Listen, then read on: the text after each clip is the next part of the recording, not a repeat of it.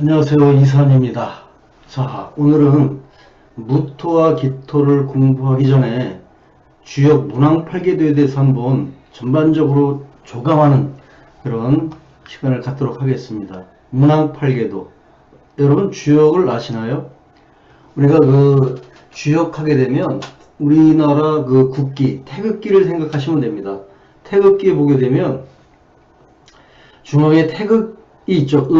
음과 양으로 이루어진 동그란 그 태극 모양. 그죠? 그리고 그 주변에 4개의 괴가 있어요. 건공감리라 해서 4개의 괴상이 있습니다. 그것이 복희팔계도를 간략하게 그려놓은 거예요. 복희팔계도는 괴가 8개거든. 그 중에서 가장 중요한 건곤감리라는 그 괴상과 중앙의 태극을 가지고 만든 것이 태극기예요. 근데 복희팔계도는 우주역이에요. 음양에서 시작해서 사상, 팔계 이런 식으로 우주가 창조되면서 그 음양이 사상을 거쳐서 만물로 표상되는 그걸 팔계로 표현한 거거든. 그런데 이 문왕팔계도는 지구역이에요. 지구역. 그 우주를 구성하는 그 팔계가 지구에 오니까 지구는 사시순환이라는 그 계절적 특색이 있어요. 계절적 특성이 그 오행으로 나타나는 거야. 목, 화, 금, 수. 봄, 여름, 가을, 겨울. 그죠? 봄, 여름, 가을, 겨울이 목, 화, 금, 수라는 그 사상적 특성을 갖고, 그리고 중앙의 토는 그 중앙에 있어요. 중앙의 토가 같이 작용하면서 합쳐서 오행이라는 어떤 지구적 특성을 만들어내고 있어요. 그래서 복희팔계도의 그 괴가 지구에 오면서 다시 재배치됩니다. 재구성돼요. 그것이 바로 문왕팔계도예요. 그래서 이 문왕팔계도의 이 괴상은 봄, 여름, 가을, 겨울이라는 그 계절의 순환적 이치를 표현하고 있어요. 사실 알고 보면 굉장히 쉬운데 사실은 주역을 하시는 분들이나 여타 뭐 주역의 어떤 공부를 하신 분들이 이렇게 말씀하시는 걸 보면 어떤 그 원리적인 특성을 무시한다기보다는 잘 모르고 어떤 괴효사, 그 어려운 한문 있죠. 그 괴효사만을 가지고 해석을 해요. 그런데 괴효사는 이 문왕팔계도의 어떤 사시순환의 이치라든가 그 복희팔계도의 관계 이런 거를 잘 모르면 이해할 수가 없어요.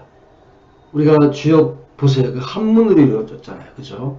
그 한문을 많이 하시는 분들이 해석을 합니다. 해석을 해도 도대체 그게 무슨 말인지 이해를 못해요. 해석하시는 분 그 자체도. 그래서 옛날에 그 조선시대 그 양반들 한문 많이 알잖아. 그죠? 한문을 많이 한다고 해서 주역을 아는 게 아니에요. 한문을 많이 한다고 해서 주역을 알 수가 없어요. 뭐 만약 그렇다면 조선시대 모든 그 양반들은 뭐 주역에 다 통달한 사람들이게요. 그렇지 않다. 그래서 이 역경, 주역을 표현하는 그 역경은 사서 성경을 다 공부한 뒤에 마지막에 공부하는 거라고. 그 정도로 어렵다고 했어요. 자, 그냥 오늘은 무토와 기토를 정의를 내리기 전에 기본적인 어떤 상식에 대해서 공부를 해보겠습니다. 우리가 갑을병정 무기경신 할 때 그 무기입니다. 무기. 근데 잘 보시면 무토와 기토가 지금 서로 대립관계에서 나눠져 있죠. 그죠? 우리가 천간을 공부할 때는 갑을병정 무기경신 임계에서 무와 기가 같이 나란히 표현되는데 이 괴상에 배치했을 때는 이렇게 나뉘어져요. 그러면 무와 기를 나란히 놓고 해석하는 것이 맞느냐? 그게 아니죠. 그거는 문자만을 위주로 공부하다 보니까 그런 현상을 나타내고 있어요. 지금 주역을 명리를 하시는 분들 또는 옛날에 고소해 봐도 제대로 이해를 못하는 것을 알 수가 있다. 이렇게 말할 수 있습니다. 천간은 문자고요. 주역의 괴상은 상입니다. 상. 우주 만물은 상으로 이해할 수 있어요. 그리고 문자로 이해할 수 있어요. 이것이 같이 연결이 돼야 우리는 좀 더 확실하게 알 수가 있는 거다. 한쪽만 알아가지고는 역학을 완성할 수가 없습니다. 자, 보시면 이 무토는 이 간토 자리에 위치해 있죠. 간토. 그죠? 이 무토가 이 수를 토극수합니다. 토극수. 이 감수는 우리 그 천간으로 보게 되면 임계에 해당돼. 임계. 우주 만물이 여기서 쉬고 있는 거죠. 보존되고 있어요. 보시게 되면 음효가 양효를 감싸고 있죠. 중간에 양효. 이 양효가 바로 씨앗입니다. 씨앗. 생명. DNA죠. 이것을 품고 있는 거예요. 그래서 우리가 물을 들여다보면 그 안에 뭐가 들어있는지 보이지 않아요. 그렇지만 그 안에는 우주 만물의 생명의 이치가 다 들어가 있어요. 생명의 씨앗이. 그래서 우리 그 인류 또는 그 생명들은 그 물에서 시작됐다라고 얘기하잖아요. 그 과학에서 얘기하고 있는 겁니다. 이 간토가 토극수합니다. 그래서 이 가운데 있는 이 생기가 깨어나요. 그래서 이렇게 위로 올라오게 되는 겁니다. 여기가 아래고요. 여기가 두 번째고 여기가 세 번째입니다. 그래서 깨어나는 거예요. 토극수. 그리고 이 간괴는 물상으로 보게 되면 산이에요. 그래서 간산이라고 얘기합니다. 간산. 그래서 우리가 그 명리학을 하시는 분들 무토는 산이라고 하잖아요. 산. 왜 산이야? 주역의 괴상에서 산을 의미하고 있어요. 그래서 산이에요. 키토는 뭐 작은 논밭이라고 얘기해요? 키토가 왜 작은 논밭입니까? 키토는 작은 논밭이 아니죠. 광활한 대지를 의미해요. 이 지구를 의미하는 지구의 그 땅을 의미하는 거지 작은 논밭이 아니에요. 작은 논밭은 오히려 이 간산이 맞습니다. 왜? 우리가 산에는 광활한 평야가 있는 것이 아니에요. 산에는 뭐가 있어요? 예, 밭이 있습니다. 대개 밭이 있어요. 논도 그 층층이, 그죠? 우리가 그 계단식 논이 있잖아요. 계단식 논이나 골짜기에 보게 되면 작은 논밭들이 있어요. 그래서 작은 논밭이나 뭐 산, 이것은 간산입니다. 간산괴. 그리고 이 진괴는 봄을 의미해요. 봄. 이 손괴와 진괴는 봄을 의미하는데, 이때 이 진괴의 상은 이 아래에 양효가 있습니다. 아래. 여기가 제일 밑이에요. 이 양효가 이 두 개의 음효 밑에 들어가 있어요. 그래서 이 양효는 상향성이 있어요. 위로 올라가는. 음효는 밑으로 내리누르는 성정이 있고요. 그래서 이 음효가 누르면 누를수록 이 양효는 위로 튀어 올라가려고 하는, 상향하려고 하는 그런 성질이 더 강해져요. 이것이 바로 봄의 특성이에요. 봄. 즉 진괴는 간목의 특성을 가지고 있어요. 간목이 뭡니까? 봄이잖아요. 그래서 그 간목의 성적은 뭐라 그래요? 상향성, 직진성, 그죠? 용출성, 저돌성. 그래서 청소년의 기운 이렇게 얘기해요. 그리고 큰 나무라고 얘기해요. 그런데 이 진괴는 큰 나무를 상징할 수는 있지만 근본적으로는 생명이 씨앗이 위로 싹을 틔어서 위로 치어 올라가는 그러한 성질을 의미해요. 봄은 스프링이라 그러죠. 스프링. S-P-R-I-N-G. 스프링이 뭡니까? 봄이에요. 그런데 또 다른 뜻도 있죠. 용수철. 용수철은 누르면 누를수록 위로 튀어 올라가요. 그죠? 이 두 개가 이 양효를 누르면 누를수록 튀어 올라가려고 하는 성질이 있어요. 그리고 또 뭐 있어요? 샘. 그죠? 샘도 스프링입니다. 샘물. 콸콸콸 솟아나죠. 샘물은 땅속에서 위로 솟구치는 성질을 가지고 있어요. 그게 봄의 성정이에요. 그게 진괴의 성정이고 문자로는 간목의 성정이에요. 그래서 이거는 큰 나무라기보다는 근본적으로 새싹입니다. 새싹. 여러분 새싹이 굉장히 약하다고 생각해요? 이거는 그냥 뭐 어떤 외형적인 모습 가지고 판단하는 게 아니에요. 여러분 새싹은 굉장히 연약해. 그렇지만 그 새싹은 바위도 뚫고 나와요. 그래서 바위를 결국 쪼개버려요. 우리가 등산 갔을 때 산에 큰 바위에 보면 그 바위의 틈을 뚫고서 소나무 같은 것이 자라고 있는 걸 볼 수가 있어요. 자연의 신비죠. 생명력이에요. 생명력은 바로 이 진괴가 의미하는 거예요. 진괴. 이 진괴는 우레진자죠. 우레진. 우레가 뭡니까? 천둥벼락할 때 그 우레예요. 그 굉장히 그 천하를 울리는 그러한 강한 생명력을 가지고 있는 거예요. 그 이 봄에 이 밑에 있는 양효가 씨앗을 상징해요. 그래서 천둥이 우웅꽝 해가지고 천지를 울리면 천지가 놀라서 놀랍니다. 울려요. 그럼 땅속에 있던 그 씨앗이 놀라면서 깨어납니다. 그래서 이게 드디어 땅속을 뚫고 나오는 거예요. 여러분, 요 자리가 김은둔갑에서는 상문의 자리에 상문, 다치게 하다라는 그런 상이에요. 진괴 굉장히 생명력이 있고, 그죠? 우렁차고 뭔가 진군하는 그런 의미를 가지고 있는데 왜 다칠상자 상문이라는 걸 썼을까? 저 자리가 안 좋다는 얘기야.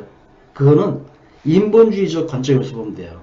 새싹이 땅을 뚫고 나오는 그 강한 생명력이 있지만 대신 연약하잖아. 그래서 염소가 지나가다가 풀 뜯어먹을 수도 있어요. 다치잖아요. 그죠? 또 그 거북이들이 바닷가 모래 속에 알을 낳죠. 그리고 그 거북이가 깨어납니다. 그래서 어떻게 해요? 수백만 마리의 수십만 마리, 수만 마리의 조그만 자라 같은 거북이들이 걸어서 갑니다. 그 바닷가로. 가다가 죽을 수도 있고요. 바닷가 드디어 물에 도착해. 그러면 어떻게 돼? 기다렸다는 듯이 커다란 물고기들이 잡아먹기 시작합니다. 다치죠. 강한 생명력을 가지고 태어나지만 외형적으로는 굉장히 연약해서 다치기 쉬워요. 그래서 이때는 그 김은둔갑에서는 상문으로 표시하는 거예요. 상문. 다칠 수 있다. 오히려 강한 생명력이. 그래서 보호받아야 되는 거예요. 그래서 이때 이 진괴는 오상이라고 합니다. 오상. 인의 예지신. 인의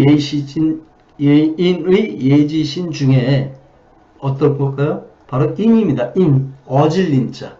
어질린자는 우리식으로 말하면 사랑인자입니다. 사랑인. 사랑. 그죠? 이 진괴는 왜 옛사람들이 여기다가 인이라고 하는 그것을 배치했을까? 그것은 지금 좀 전에 말씀드린 그러한 의미예요. 생명력이 태어나기 위해서는 어머니의 사랑도 필요한 거고요. 그 다음에 그 어린 생명, 강한 생기를 가지고 태어났지만 외면적으로 그 연약한 그 존재가 사랑으로 보호받지 못하면 오히려 다칠 수가 있는 거예요. 그래서 그런 어떤 김은둔갑에서 말하는 상문의 자리가 되는 겁니다. 그러니까 모든 역학은 서로 연결이 돼 있어요. 연결. 그래서 한 가지만 공부해가지고는 한쪽 면만을 보게 돼요. 그래서 그 사주 명리를 그 천간이라는 문자만 가지고 하다 보면 통찰하기가 어렵습니다. 그래서 주역은 어렵지만 기본적으로 이러한 8괴에 대한 기본적인 그 의미 정도는 알고 있어야 된다. 자, 선괴는 뭡니까? 선괴. 이건 갑을 병조할 때 을의 자리입니다. 을목. 자, 을목은 뭡니까? 형태가 밑에 음이 있고요. 그죠? 그리고 양효가 이 땅을 뚫고 나왔습니다. 그죠? 자, 양효가 땅을 뚫고 나왔어요. 이 양효 굉장히 자유롭죠. 그죠? 양이 나와서 굉장히 자유롭게 움직입니다. 을목의 성정은 자유로움이에요. 구속이 아니라 자유로움. 땅속에서 씨앗이 나와서 이미 자란 거예요. 그러니까 이것은 장성한 나무예요. 일반적으로 명리에서 을목은 새싹이라고 말하는데 이것은 잘못됐다. 을목은 장성한 나무고요. 왜 새싹이라고 표현하냐면 유연하다, 합리적이다, 이런 걸 설명하기 위한 그 용어라고 보는데 오히려 장성한 나무는 굉장히 유연합니다. 합리적이고요. 바람이 불면 굽힐 줄 알고요. 그 담벼락이 있으면 그걸 타 넘어갑니다. 간목을 상징하는 진괴는 이거는 직진성이에요.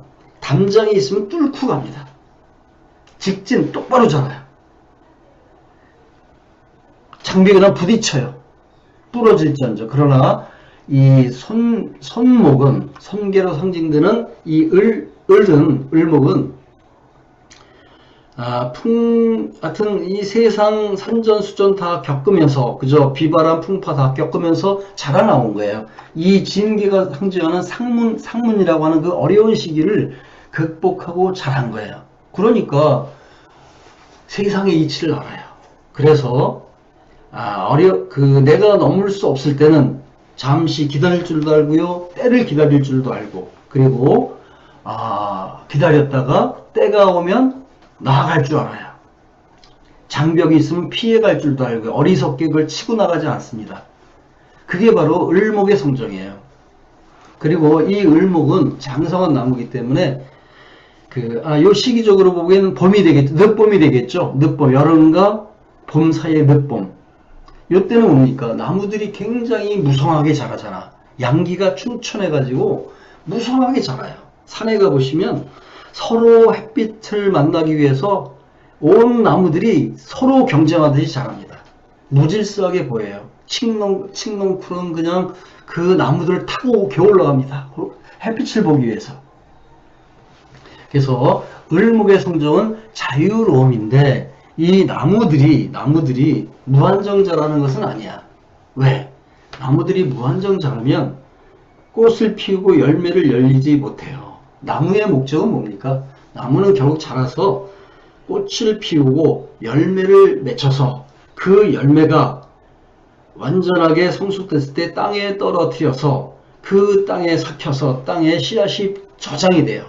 그리고 다음 생애에 다시 그 나무라는 생명을 연결하기 위해서, 그죠? 순환하기 위해서 또 태어나는 겁니다. 그런데 이때 나무가 무성하게 자라기만 해서 서로 경쟁적으로 자라서 꽃을 피우지 못했다면 그 나무는 그 세대로 끝나는 거죠. 그건 생명의 이치에 어긋나요. 사람도 마찬가지고요. 사람도 장성하면 결국 뭡니까?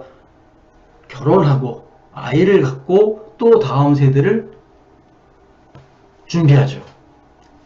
이 문왕팔계도는 바로 자연의 그 순환의 이치, 생명의 순환의 이치를 설명하고 있는 거예요. 자, 을목을 지나면 바로 뭐가 나옵니까? 병화, 정화로 상징되는 이계가 나오죠. 이계, 이화계입니다. 이것은 화, 물상적으로 화를 의미해요. 화. 그리고 문자적으로는 병과 정이죠. 병화, 정화. 자, 병화, 정화는 태양이라고 상징을 합니다. 촛불, 태양, 불로 상징해요. 왜 그럴까요? 일단 계절적으로 여긴 여름입니다. 여름.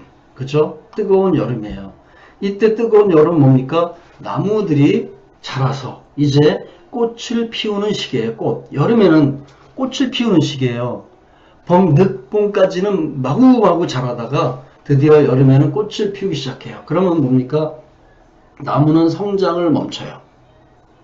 그죠? 성장을 멈추고 그 양기, 솟아오르는 양기를 이제 꽃에 집중하기 시작합니다. 꽃과 열매에 집중하기 시작해요. 병화가 꽃이라면 정화는 열매입니다. 이렇게 이해하시면 돼요. 우리가 사시순환은 나무라는 어떤 그 생명의 순환을 가지고 설명하는 거예요. 그리고 이것이 이제 태양으로도 상징되고 불이니까, 그죠? 보시게 되면 이 음효가 이 위로 올라오면 두 번째 양효 위로 올라와요. 그러다 보니까 이 양효 사이에 들어오게 되죠. 이렇게. 그죠? 음효가 이 중간에 있습니다. 음효가 중간에 있다는 것은 양효를 양쪽에 잡아두는 거예요. 이 양효는 나가려는 성질이 있잖아. 근데 이 음효가 중간에서 붙잡고 있어요. 상하, 좌우. 그죠? 여기를 보면 상하로 보겠죠? 위에 있고요. 아래도 양효가 있어요. 가운데 음효가 잡고 있어요. 이게 불의 특성입니다. 우리 태양을 보게 되면 그 밖은 밝게 빛나지만 그 중앙에는 뭡니까? 어떤 그 불을 태우기 위한 연료들이 있잖아. 촛불을 봐도 가운데가 까매요. 그 까만 자리는 연료잖아요. 그게 바로 음효가 상징하는 거야. 그래서 그 오화, 여기가 병정이 그 지지를 보게 되면 사시와 오시 자리죠. 오시의 오에 지장간을 보게 되면 병기정이에요. 병정 사이에 기토가 있어요. 기토. 기토가 바로 음효라고 보시면 됩니다. 음토. 그죠? 이 기토의 성정이 이 여름에 미리 들어와서 그 팽창하는 그 열의 중심을 잡아주는 거예요. 그 꽃과 열매를 보게 되면 음효가 중간에서 양기가 흩어지지 않게 마주고 있는 거예요. 그래서 꽃이 떨어지지 않고 자라는 거예요. 그리고 결국은 정화, 즉 오화의 자리에서 열매로 이제 꽃이 열매로 전환되기 시작하죠.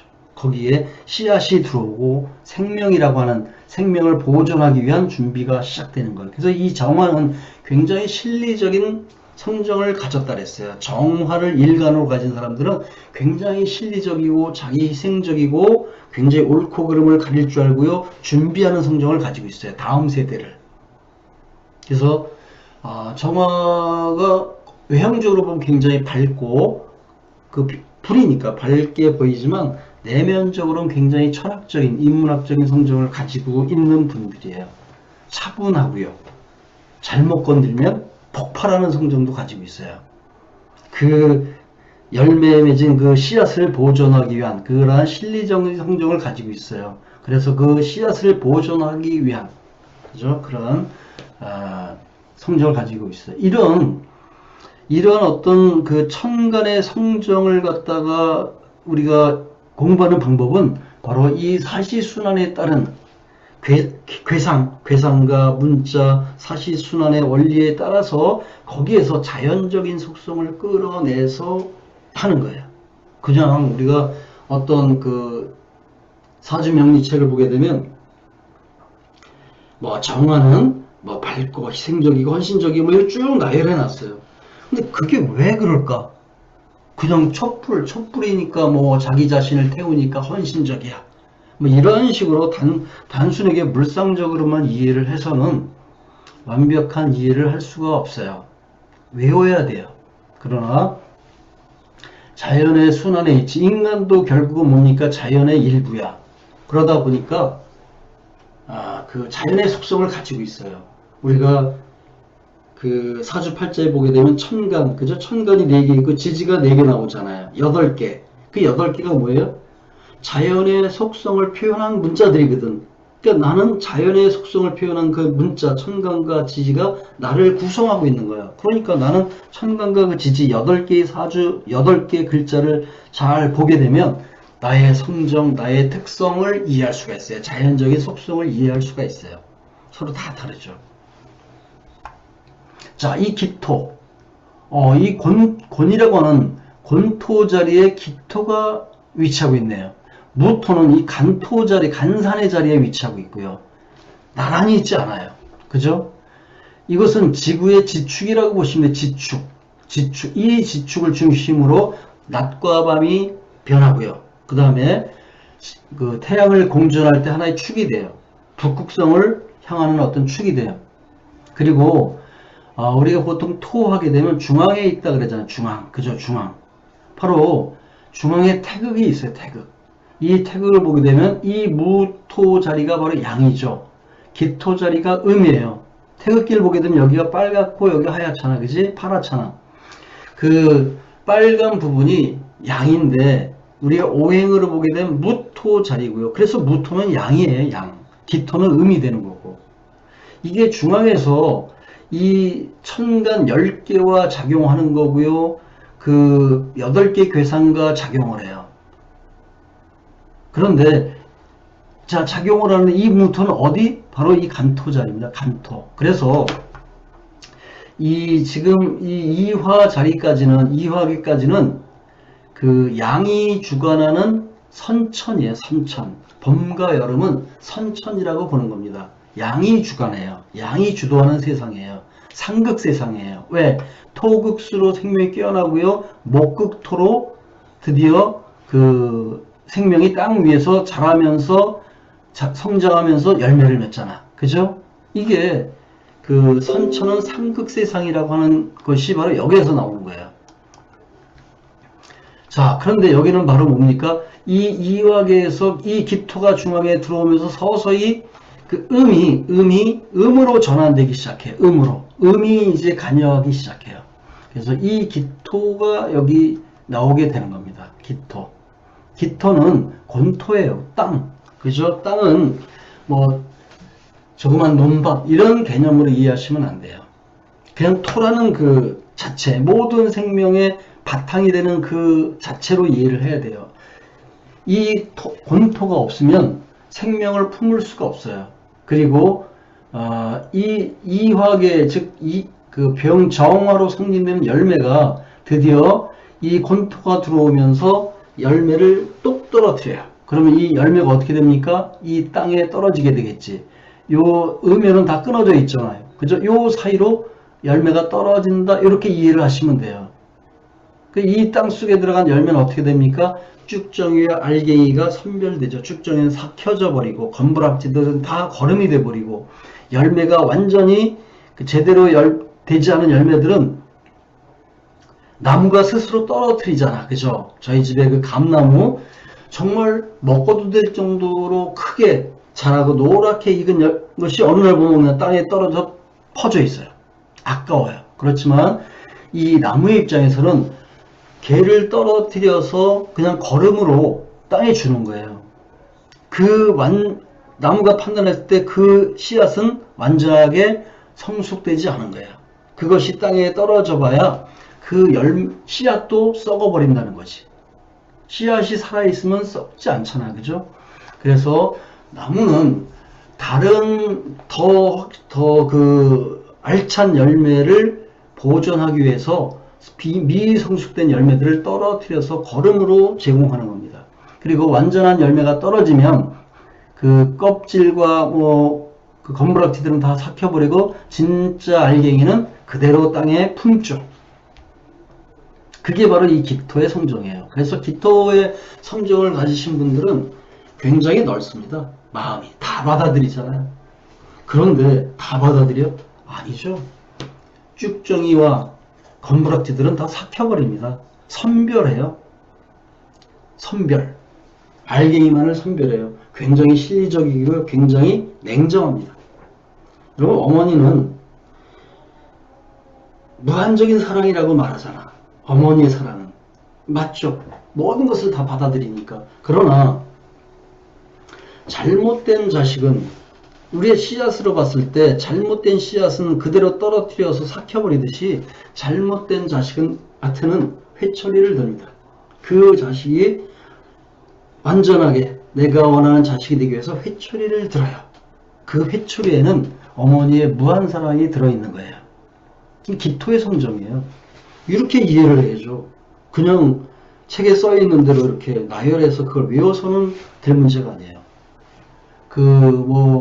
굉장히 많은 특성들을 적어놓은 책들이 있어요. 그런데 읽다 보면 저게 왜? 어떤 원리에 의해서 저것을 저런 식으로 표현했을까? 원리 설명을 안 하잖아요. 그죠? 그냥 본인들의 주관적인 판단.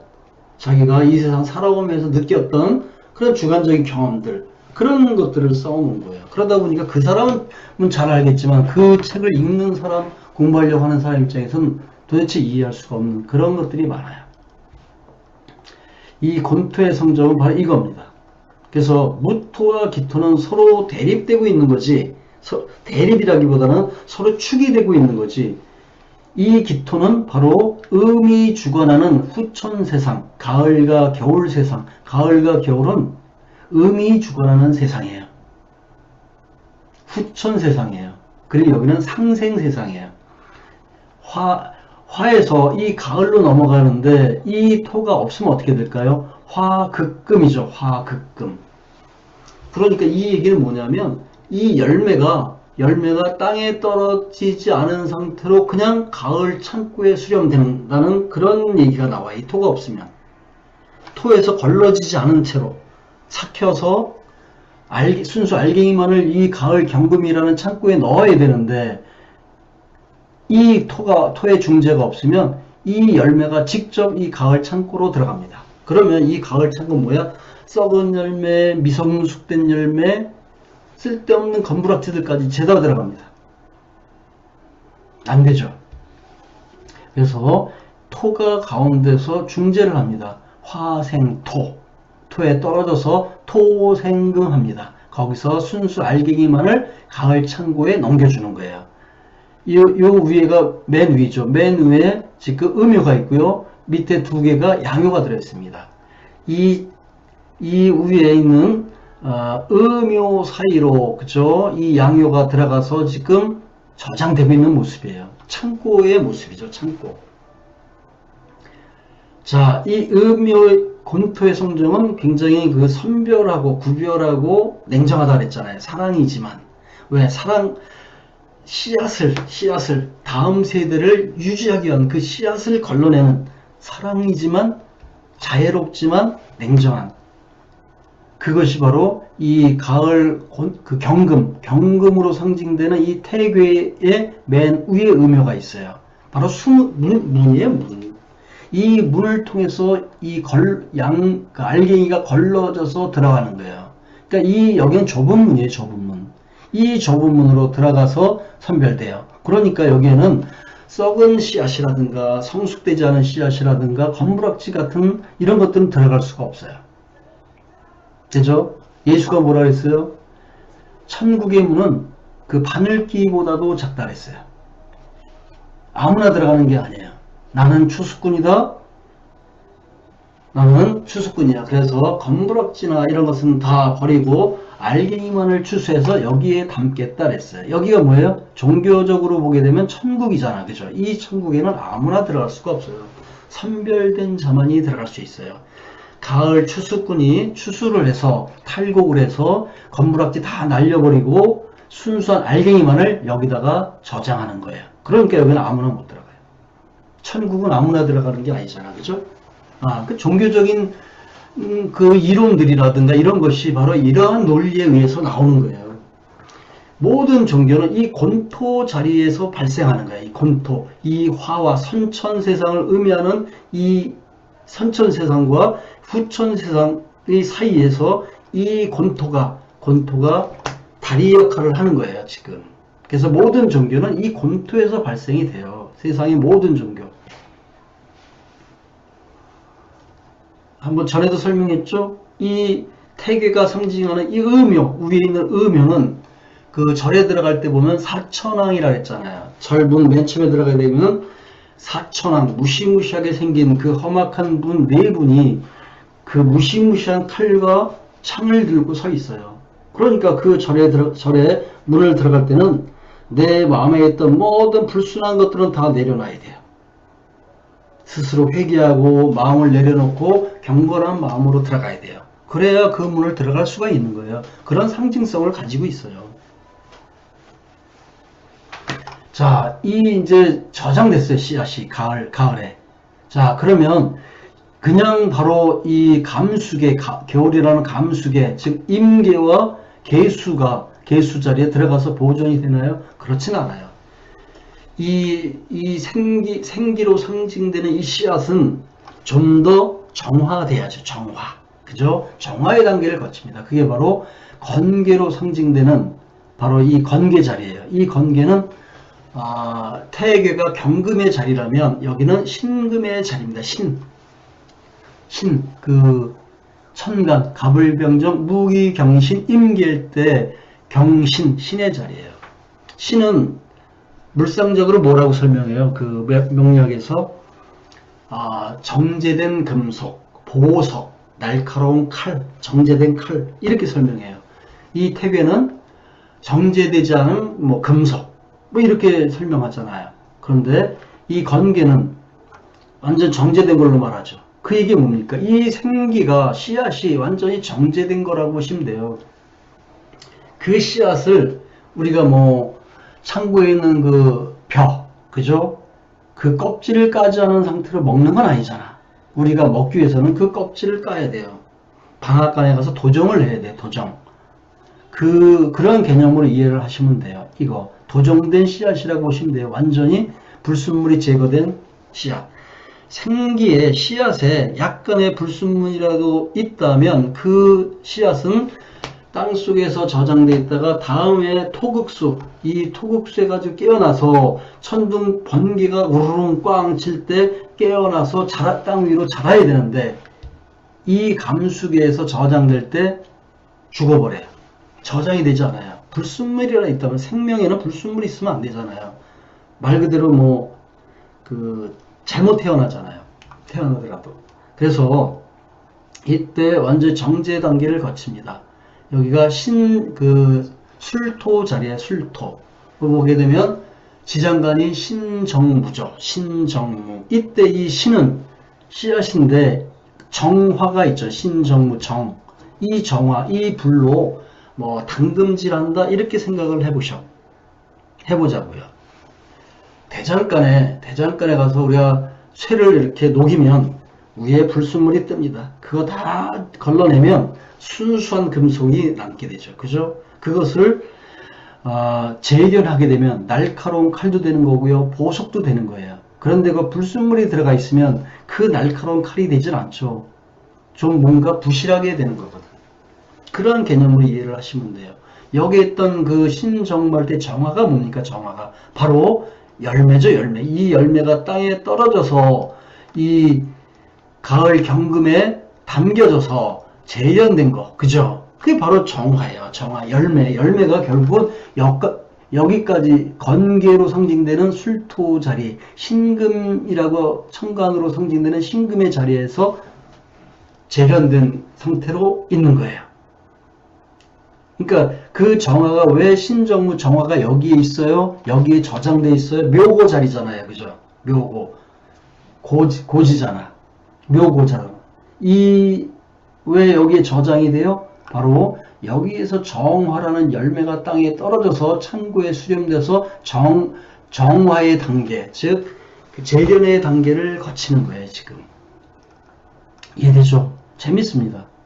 그리고 이 재련된 양기, 순수 양기, 순백한 양기, 순백한 씨앗이 바로 이 감수계라는 두 번째, 즉 가운데잖아요. 그죠? 이 가운데라는 뭡니까? 보존되는 거예요. 음기에 의해서, 양쪽에 음이 있죠. 이번에는 음기에 의해서 이 양효가 이 건계로 성진되는 이 순백한 씨앗이 저장되는 거예요. 여기서 저장될 때 이 씨앗은 아무리 추워도, 아무리 정말 뭐 온도가 아무리 내려가도 얘들은 죽지 않아요. 땅의 음에 의해서 보존되고 있기 때문에. 그래서 얘네들이 봄에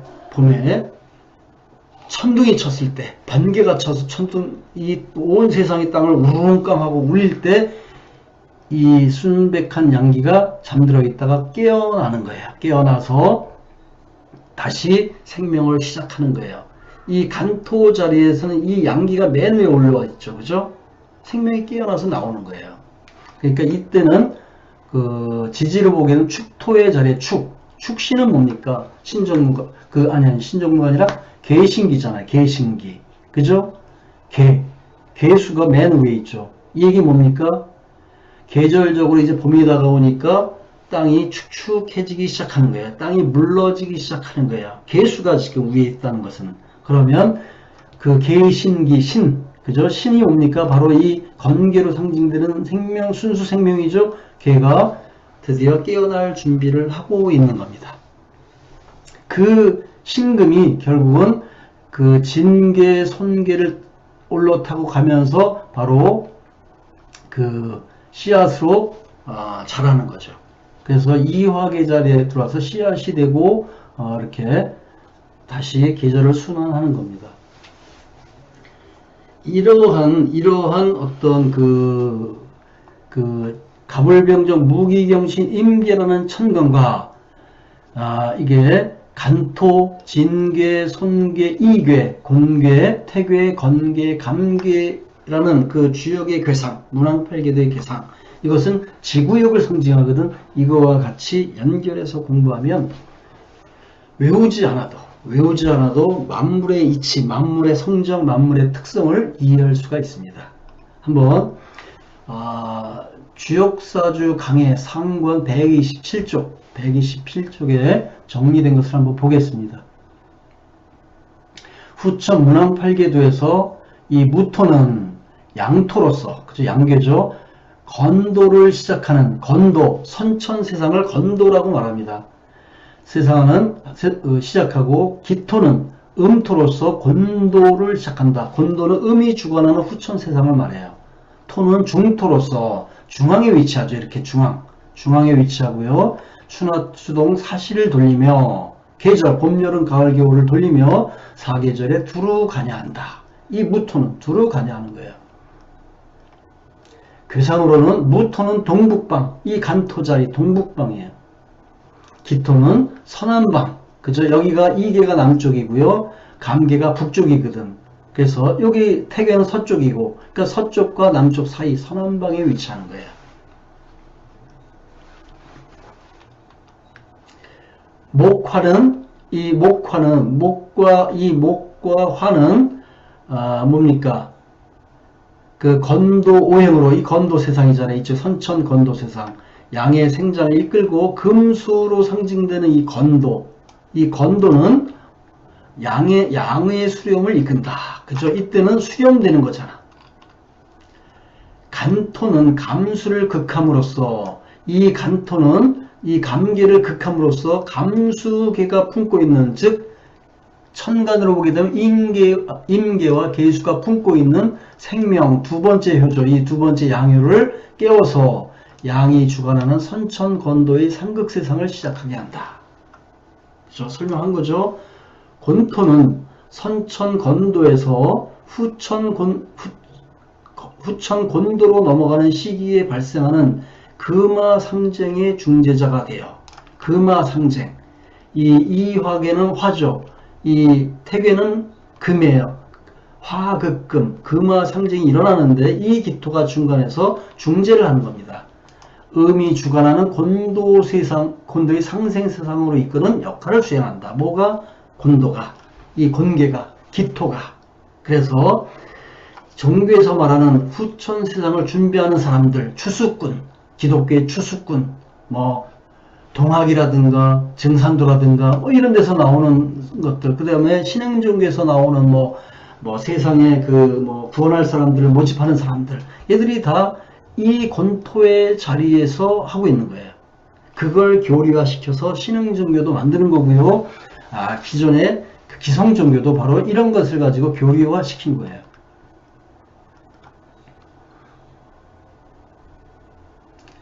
자, 그 다음에 다 설명한 내용입니다.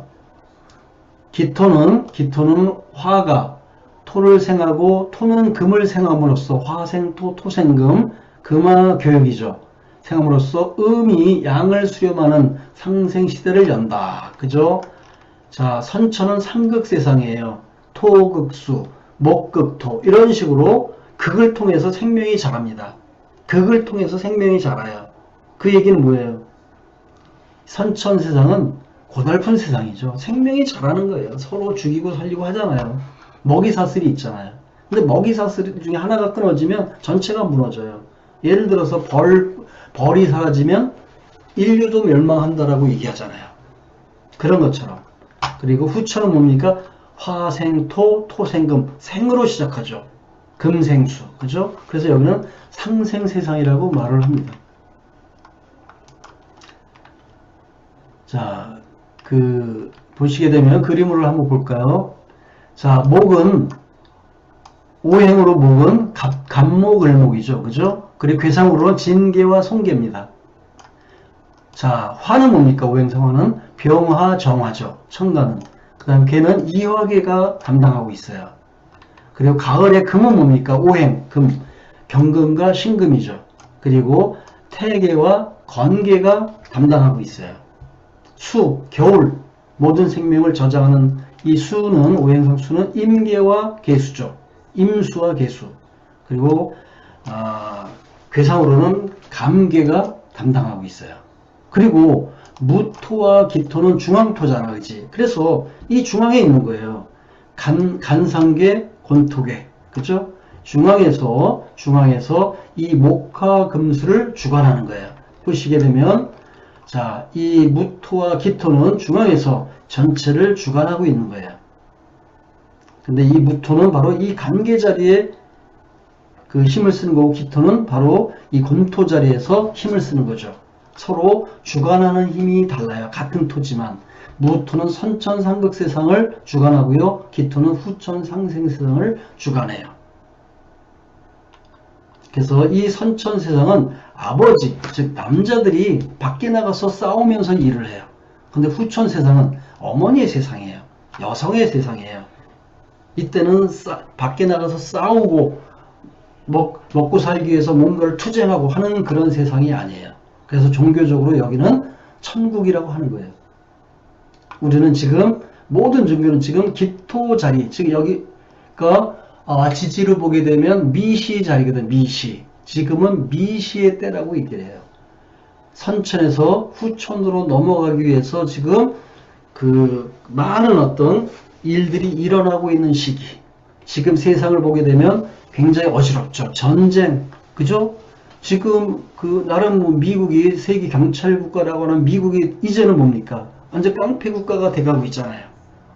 19세기의 제국시대, 전쟁으로 식민지를 만들던 그런 제국시대, 18, 19세기에 그런 시대로 돌아가고 있어요. 신제국주의 시대, 지금. 그죠? 그래서 왜 그러냐? 바로 시간적으로 우주적 시간을 보게 되면 바로 이 곤토, 기토, 그저 미시 자리에 지금 시간이 위치하고 있다라고 모든 종교가 지금 말을 하고 있습니다. 자, 보시게 되면 금화교육이라고 써 있고요. 여긴 종시라고 되어 있죠. 이 후천 세상이 맞춰지고 새로운 선천 세상을 시작하는 종시 자리라고 말하는 겁니다. 지구적으로 보게 되면 지축의 자리를 볼 수 있고요. 그죠? 그래서 목, 화, 금, 수 이렇게 오행이 배치되어 있고요. 8개가 배치되어 있어요. 그리고 중앙에는 토가 있고요. 바로 이런 식으로 이해를 하게 되면 우리가 주역 8개도 이해할 수 있고요. 그에 따른 천간도 이해할 수가 있다. 그 천간이 나의 일간 자리에 왔을 때 나는 을목의 성적을 가졌구나. 나는 기토의 성적을 가졌구나 라고 이해할 수 있고요. 그러한 성적을 가지고 나머지 사주로 봤을 때 7개, 7개와 상호작용하면서 내가 어떻게 자연적인 특성을 가지고 변화해 갈 수 있는가, 이것을 판단하고 분석하는 것이 바로 사주명리예요. 그러니까 사주명리는 무당한테 와서 보는 점하고는 달라요. 뭔가를 맞추는 게 아니에요. 우리가 세상을 살아가다 보면 앞이 꽉 막힌 것 같은 느낌을 가질 때가 있어요. 이때는 뭡니까? 시냇물이 흐르다가 어떤 벽에 부딪힌 거예요. 그럼 어떻게 돼요? 옆으로 흘러가야 되잖아. 그죠? 그런데 그걸 모르면 그냥 우리는 직진하려고만 해요. 그러면 그 장벽을 뚫고 나가야 돼. 얼마나 힘들겠어. 뚫다가 내가 죽을 수도 있잖아요. 그런데 오른쪽으로 이 기의 흐름이 꺾였네? 그럼 나는 글리 가야죠. 바로 사주를 분석한다는 것은 바로 그 기의 흐름을 찾는 거예요. 그렇게 이해를 하시면 됩니다. 자, 기토를 공부하기 전에 한번 문왕팔계도, 지구를 상징하는 문왕팔계도와 그거와 연결된 천간에 대해서 기본적으로 살펴봤습니다. 자, 오늘은 여기까지 하겠습니다. 오늘 강의한 교재는 주역 사주 강해라고 하는 상하권으로 되어 있는데, 제가 저술한 주역사주강의 상권 127쪽부터 있는 내용을 공부해 봤습니다. 자, 지금까지 들어주신 분들 복 받으시기 바랍니다. 감사합니다.